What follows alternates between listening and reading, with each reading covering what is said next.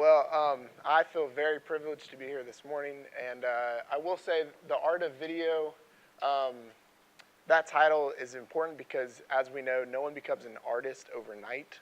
All right, artists paint, paint, paint, and so everything that I say today will be practical for you to use tomorrow because you'll be here all day today.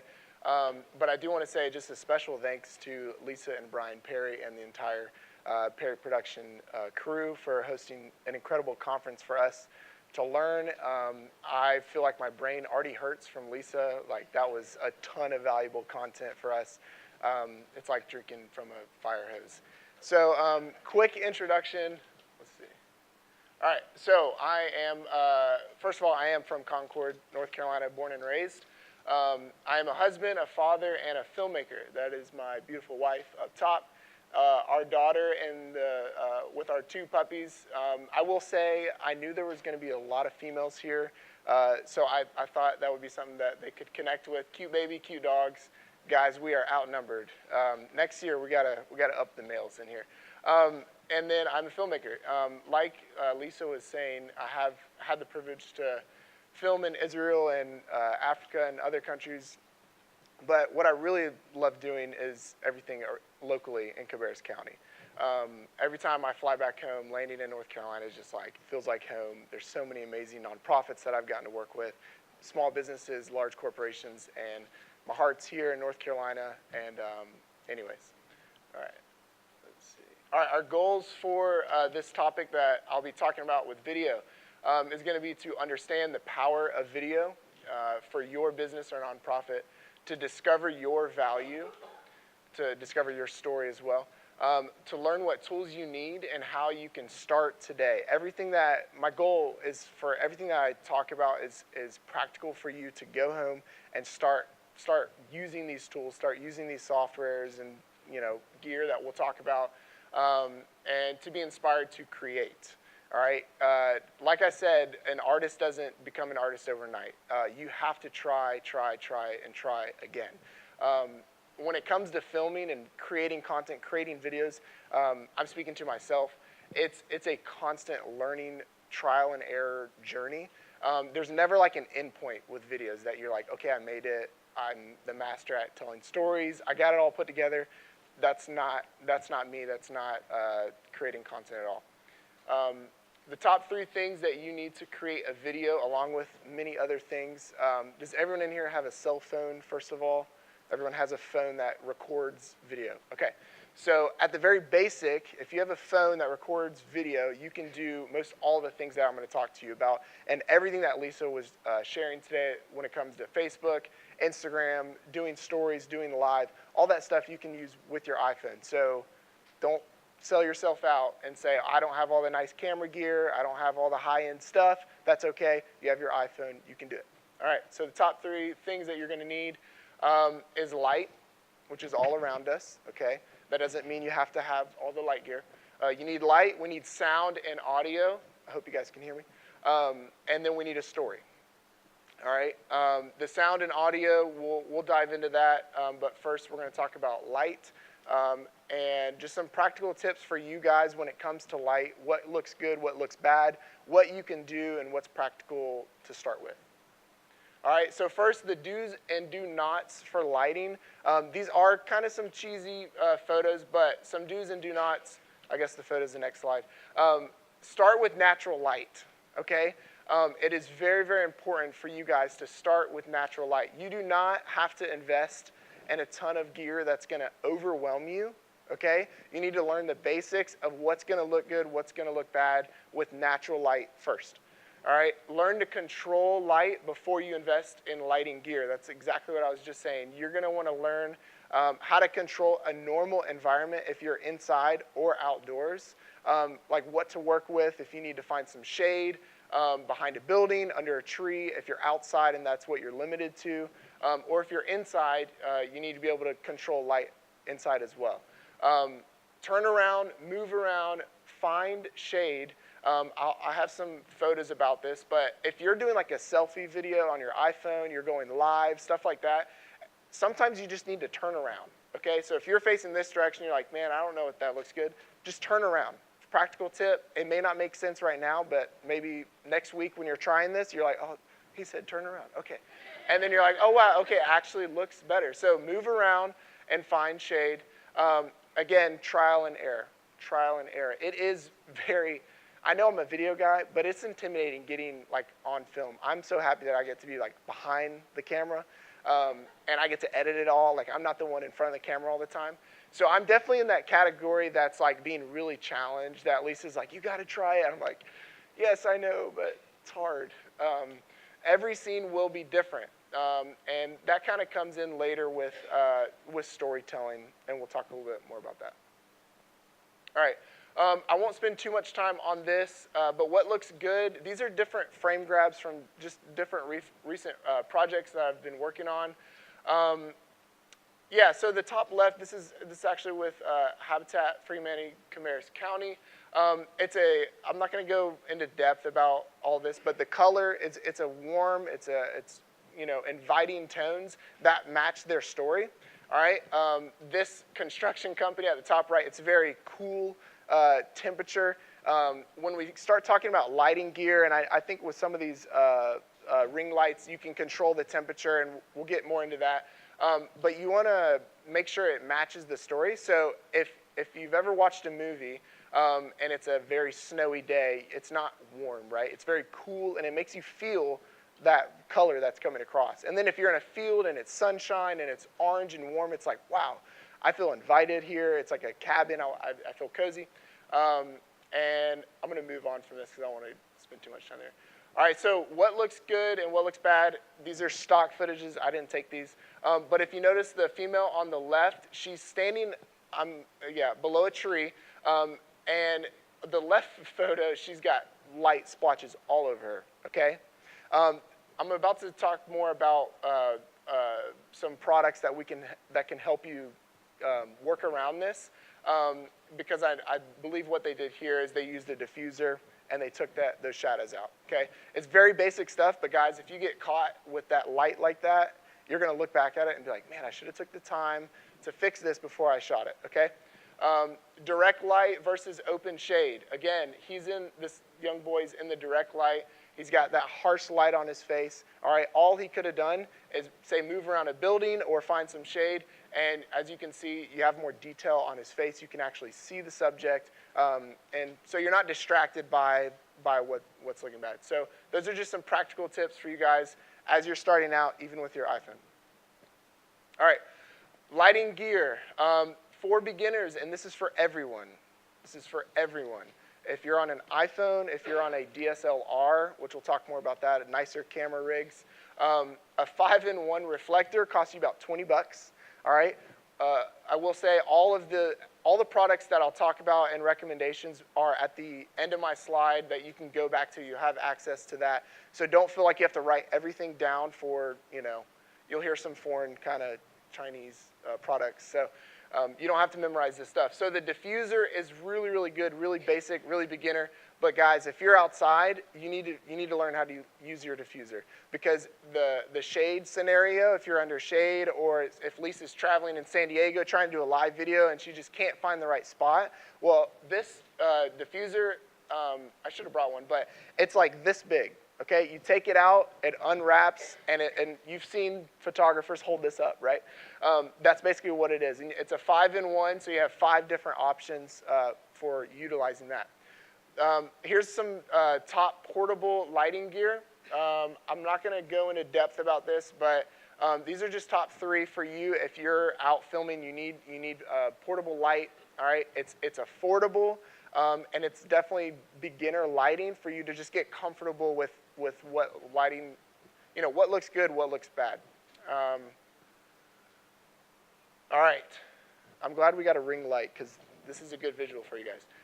For your selfie videos, for your live videos, if you're in your office or you're at home and you're recording on your iPhone, this is a perfect light for you.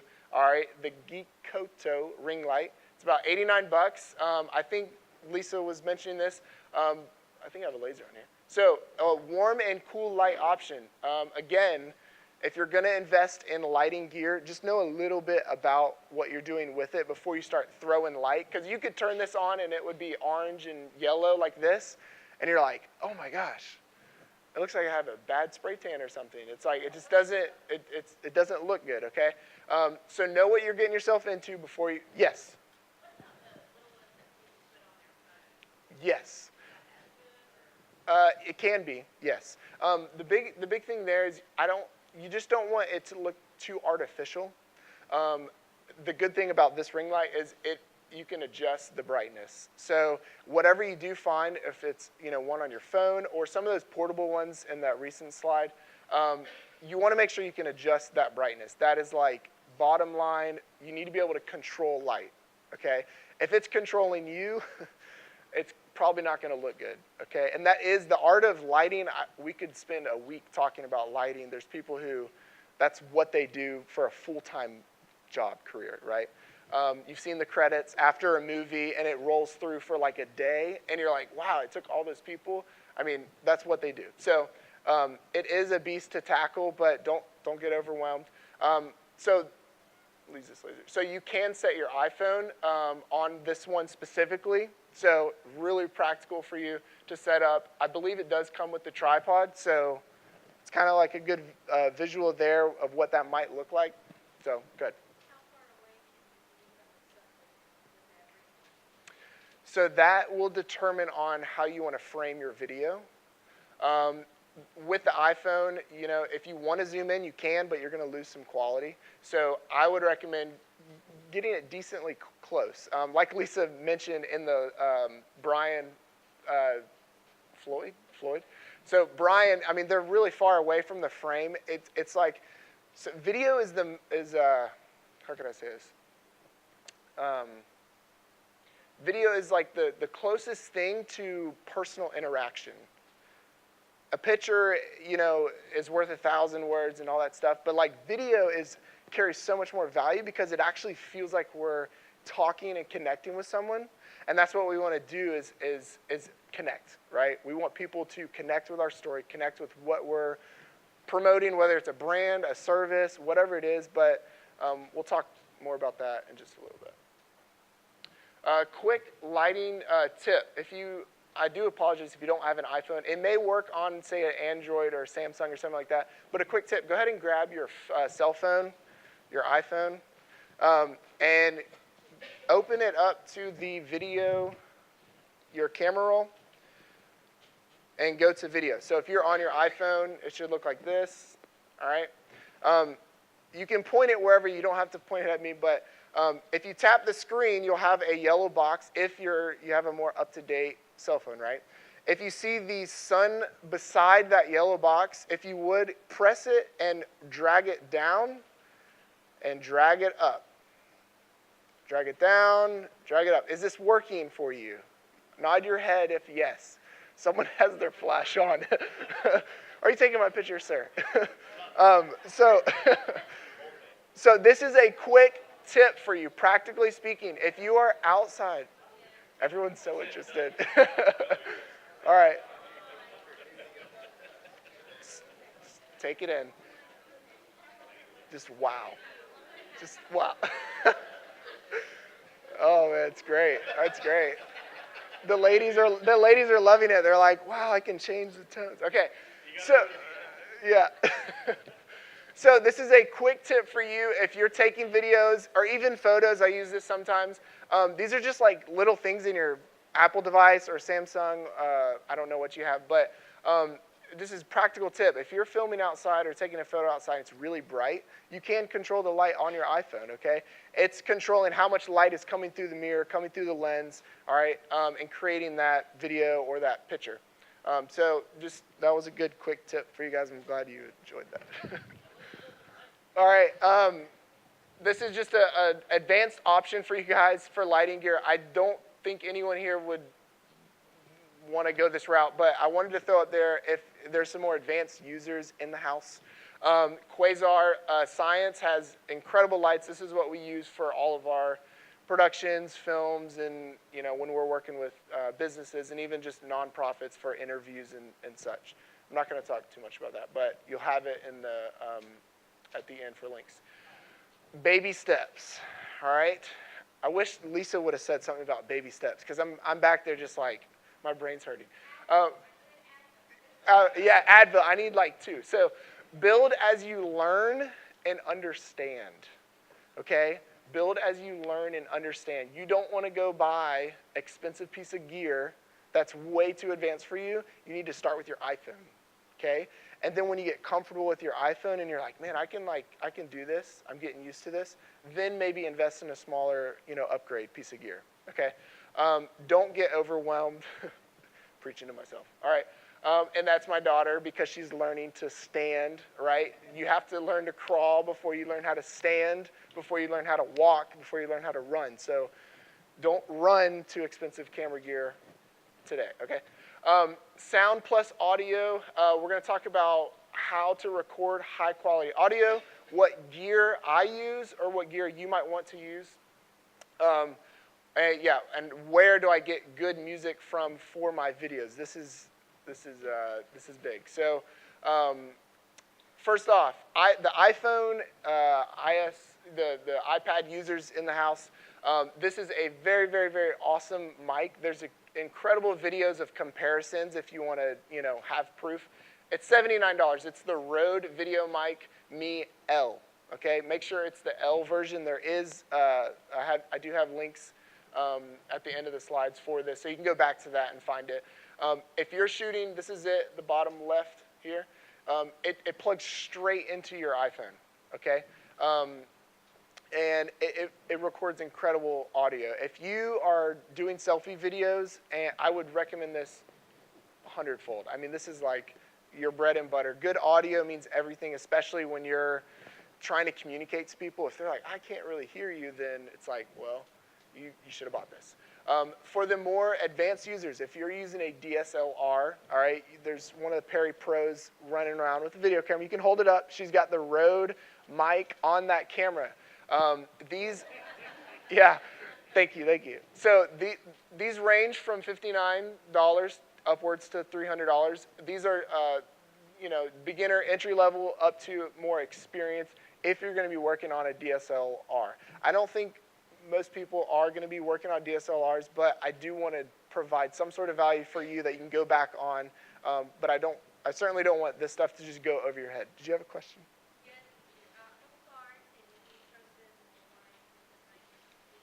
Yes. Good question. Very good question.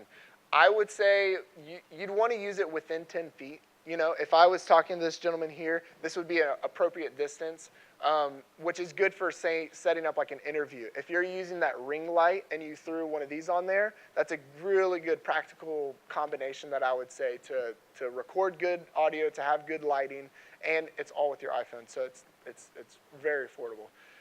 But good question. And you can test it. You can see how far the range is, and certainly you could test it.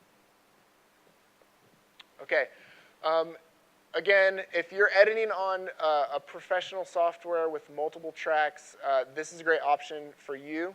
The lavalier microphone is for more advanced users because it's a different track. You're going to have to re-upload it to your software. I'm not going to go into depth about this, but if I was to say record myself now speaking, I was going to use it later for a video, this is what I would use. Okay, it's great for interviews, and I guess it's okay. It's great for interviews. If you're doing live stuff or your iPhone, I wouldn't recommend it. It's just it's a advanced step that would kind of just overwhelm you. That's my opinion. All right, music. So music is very, very important. Music can either make or break your videos. We'll discuss some software for like editing platforms for your iPhone, as well as if you're working on a Mac or a PC. So if you're going to be using music, this is really, really important. Really, really, really important. We've all watched, speaking for myself, watching videos and you're like, man, the footage wasn't that great, but the music, the soundtrack was incredible. and it just like moved your emotions, and you're like, wow, it left you with a feeling of like energetic, or if it was emotional, you're sad, whatever that looks like. But music moves the heart and the emotions. Okay, that is so important. Now when you're watching films, you're at the theater, you're watching videos, you're going to notice and you're going to be able to pick up on this stuff because it's very, very strategic, just like marketing. It's very, very strategic in the music that you pick for your specific videos. So capitalize on your song choices. Now, where do you get your music from? My top 4 sites to get music from are as followed: Artlist, MusicBed, Marmoset, and Epidemic Sound. You can purchase, so you have to either subscribe or pay per song, okay? You can use these for your iPhone videos, so if you purchase it, you can, say, email it to yourself and download it and have it straight on your phone. So if you're editing on your phone, you can still use this music, but you're going to kind of have to know, is subscribing worth it or is it not worth it? For me, it's worth it because I know I'm putting out a lot of content for clients. I know that I'm going to be editing a lot of videos, and I don't want to pay per song. I want to have a subscription where I have an unlimited amount to download and use. Okay, so this is really practical. The software that we'll talk about, there is songs and music in there that they have for you to use, and that's great as well. But this is an option if you're trying to really find specific music. So, yes, sir. It's pretty much the price, to be honest. I wouldn't say the most expensive one is the most valued one. I use Artlist and MusicBed for most of my stuff, even if it's high budget stuff. It's different artists on different platforms. So I wouldn't say that you need to spend all the money on Epidemic Sound or Marmoset. That was just kind of a guideline to say, hey, these are the top 4, and there's a price range with them. So. Good question. Yes. Right. So, great question. Great question. So Facebook and Instagram is really strict on that stuff, and so is YouTube. And typically, they will find you and they will take it down. So it is kind of an honorary system.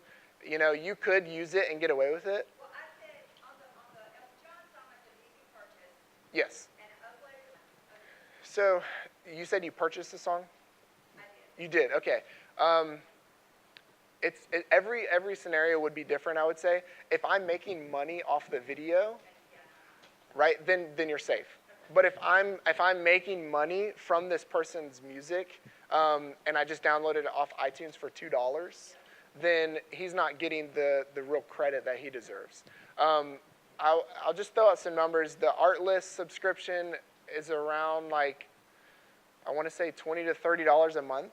And then, but again, I've worked with clients who the songs have cost up to $500 just for one song.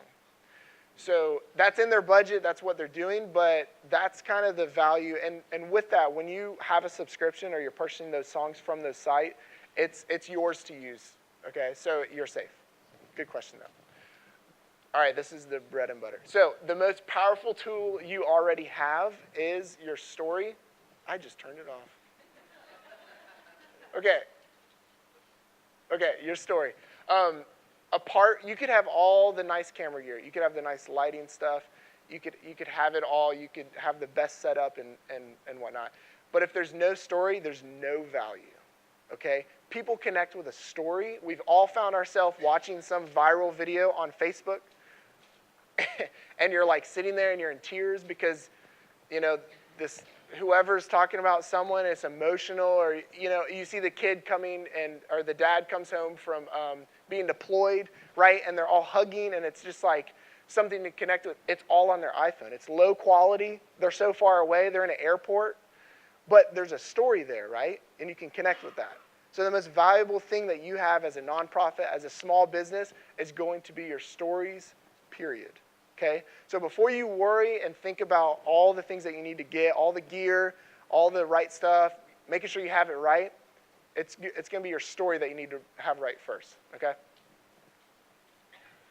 All right, creating content. This is a big one for you guys if you're just beginning, like starting videos and you're like, where do I begin? Where do I start? You know, I've taken some fun videos, but where do I really, you know, what's the kind of method behind the madness, and what are things that you can think about, right, as you progress and as you do this? Know your why, okay?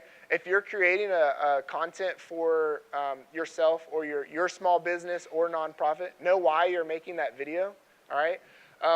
Who is your target audience? This is really important to think about. You know, it depends on the demographic of who you're trying to reach, but you need to know who you want that video to go to, okay? Let the story sell. Again, the story is the most valuable part of any video that you do. It's going to be your story, so let it do its work, all right? How do you want people to feel after watching your video? We'll talk about some, at the end, we'll talk about like strategies for like your intro, all right, the climax of the video, and then kind of a call to action in closing. We'll talk about that at the end. But how do you want people to feel after they watch your video? This comes back to the song choices as well. Because music moves the emotions and it moves you, how do you want them to feel after? Do you want people to feel energetic, energized about what the story is? Writing out a storyboard, all right, that's just a practical list for you to just start writing out ideas that come to mind. Quick tip. It's hard to just sit down, you know, and say, hey, okay, we're going to meet at 10 o'clock with the, you know, marketing team, and we're going to think about all these videos. And then you sit down together, because I'm speaking for myself, I've done this, and it's like you're sitting down and you're trying to think creatively, all these ideas, and it's like, it's not coming to you, okay? The most creative times for me personally is the most random times. When you're out walking down the street, you're driving late at night, and you just have these ideas coming through your mind, and you're like, wow, that would be a really cool idea. I encourage you, like myself, take out your phone, write it down. Write it down, write it down, write it down, because you may forget about it, but those times are really, really important when your wheels are spinning and those ideas are coming to you, okay? Because you can use that later when you're trying to create that story. A good plan means good outcome. Okay, so don't try and force it. Creativity it can never be forced. All right, when you're trying to think of video content or taking photos and all that, it cannot be forced. Did you have a question? Yes. Yeah, no, it's a good point, and that's again practice, trial and error. If you need to, there's so many times when I'm interviewing people and the first 5 minutes, they're just kind of getting it out. Like it's not going to be used. It's like Lisa Perry, the bloopers, right? There's going to be bloopers. So trial and error, keep testing. But yeah, you're exactly right. So if you are wanting to shoot on some DSLR, so you're saying, okay, I'm using my iPhone, that's great, but I want to kind of step it up a little bit. I want a little bit more higher quality. Then here's some beginner, intermediate, and advanced options for you, okay? And I do encourage you, though, there's so many platforms and websites and places that you can buy these products. Shop around. You don't have to buy it new, okay? So shop around. Go ahead, Shonda. What's DSLR? So a DSLR is more of your production-style camera where you're going to have a body and you're going to have a lens, okay? You're going to have more control over the outcome, okay, when you're controlling the light, the aperture, the f-stop, the ISO. I'm not going to get into all that. I know it's not practical for this group, okay? Okay, and I think I might have some photos. Yeah, I have some photos if you want to check them out. The Canon Rebel is a really good entry. It's the body only, $499. I don't sell these. I feel like I sound like a salesman. The Lumix GH4 603. The Sony Alpha Series. All right, next slide. Budget-friendly lenses. All right, if you are getting a body or a DSLR, you're going to need to get a lens. All right. Framing a video. This is very important. When it comes to framing a video, we've had some questions about that. The importance of framing, some techniques of how and when to use different framing styles. Portrait or landscape. Again, Lisa was sharing a little bit about that. So these are some stock footage. Framing a video, we have tight shots, wide shots, and rule of thirds. We're going to talk a little bit about that. also high and low angles and what emotions that brings us, right? So we have Mr. Batman down here. This is a low angle looking up, and it is a very superhero frame, okay? This is like the heroic, empowering frame right here, okay? If it was shot at a high angle, like the photo above, it would look very weird. He would feel smaller. He would feel more, not that she doesn't look as like the worth of her, but that high angle makes you feel small, not as worthy. So these are different emotions that occur when you're watching a video. Again, I encourage you, as you watch more and more movies especially, you'll start to pick up on this stuff. And it's actually really, really cool because there is a method to the madness. It is the art of video. Next slide, we have a little bit of the rule of thirds. I'll talk about this. So these two photos, here and here, you can see the grid, all right? If you're setting up for an interview where the interviewee is going to be talking to someone interviewing them, and they're not going to be looking into the lens, you can do this with an iPhone, you can do this with a DSLR. You're going to want it framed properly, okay? Now, these two on the right, they're on the rule of thirds, so she's the lady here, or the child, she's on the left side, so you have these grids that line up. Again, these are just, it's a rule of thirds, but you don't have to obey the rule every time, okay? There's so many techniques. This is just a guideline, okay? And again, the guy up here, he's on the right third, okay? These are just two shots from recent interviews, and the upper shot is a tight shot. So I did mention that before. A tight shot is a more of a, for me, it's when it's really important. So I go to this shot when they're saying something very valuable, very important. I'm able to like connect with that. If it's far out, you feel far out, right? But when you're face to face with someone and you're up close, it's like, wow, I feel like I'm really connecting with you right here. And this is Dave in his interview, and that's more of a standard framing shot. So this is the cheesiest thing here. So this is, I got this from Google. Thank you, Google. So on the top left, you'll see a good framing, and then below is bad. So her body is facing one way, but her face is facing another. Can everyone see that? So you want the face and body to be facing in the same direction, okay? Again, on the right side, if they're going to be framed on the right side of the frame, whether it's an iPhone or whatever that is, you want the body, like this one here, to be facing the same direction as her eyes. If you're going to be framing an interview, I encourage you to find something on Google that has a good example and really just try and copy it. You know, you may not know exactly why, but if they're telling you this looks good and this is what's normal, then it's really valuable for you to go on and just say, hey, okay, what did this person say? Again, there's so many resources on YouTube, and you can get a great education from learning online. So there are people who do this full time, creating tutorials and what looks good, what looks bad. What about the rule of thirds here? As seen in this shot, typically his face would be here. So there are scenarios where you don't have to obey the rule of thirds. We have some particles set up here, and I'm not going to go into depth about that, but anyways. The best editing software plus your app. So if you're editing on your iPhone or on a desktop, whether it's a PC or a Mac, your beginner is going to be iMovie. Okay, this is Apple's beginner editing software. The intermediate editing software is going to be Final Cut Pro X. Okay, again, that's Apple's products. Baby steps. So if you haven't used Final Cut or Adobe Premiere Pro, which I'll get to that, I would start with iMovie. Okay, build as you go.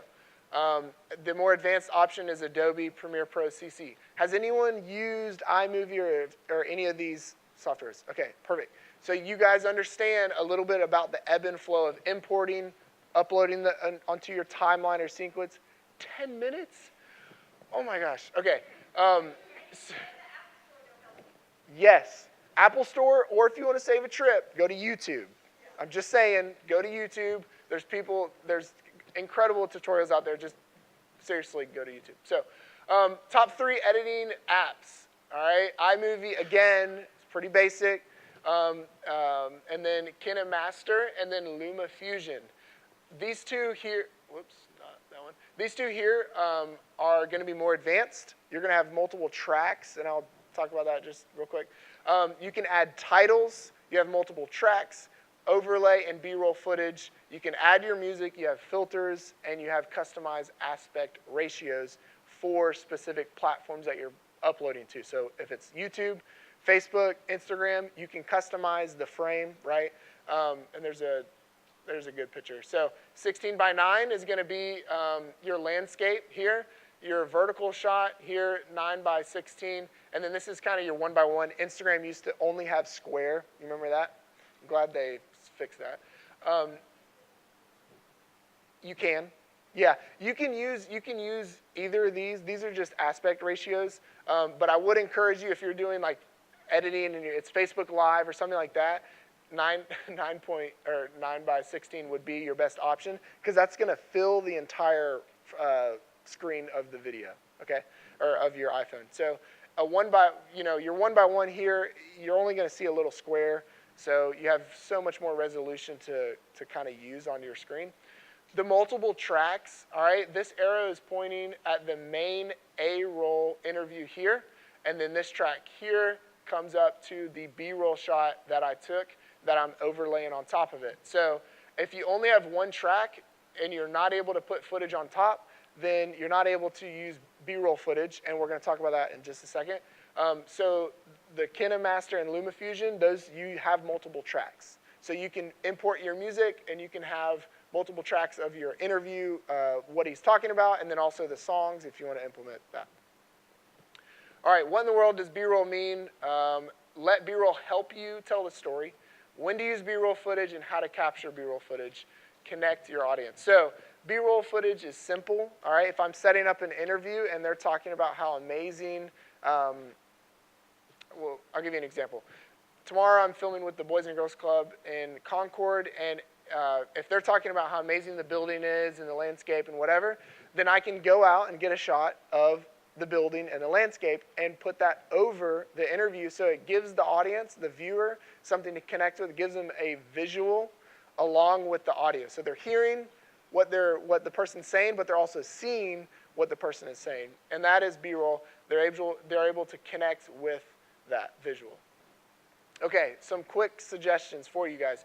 If you're going to be filming B-roll footage or walking around with someone, this may not be practical for everyone, but I wanted to throw it out there. These are gimbals, all right, for your iPhone. DJI Osmo Mobile 2, $129, guys. That is like incredibly affordable for what the function and practicality of what this does.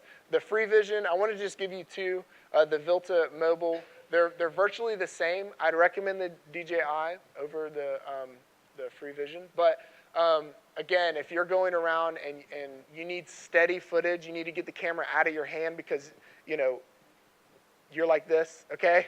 Then get a gimbal, okay? Or set it on a tripod. And I do have links to tripods at the end of these slides, so if you need to go back, I'm not going to talk a lot about tripods, but I do have suggestions for that. If you're a DSLR user in the back, or anyone else, the Zhiyun Tech Crane, the DJI Ronin S, again, if you're going to need something like this, then these are options for you.